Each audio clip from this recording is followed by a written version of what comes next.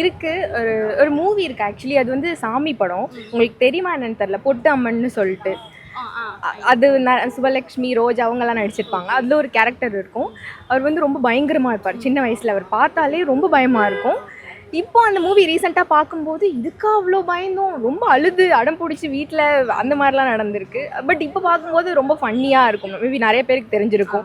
சின்ன வயசில் அது ரொம்ப ரிலேட்டடான ஒரு அந்த கேரக்டர் பார்க்கும்போது ஏன் உங்களுக்கு பயம் வந்துச்சு?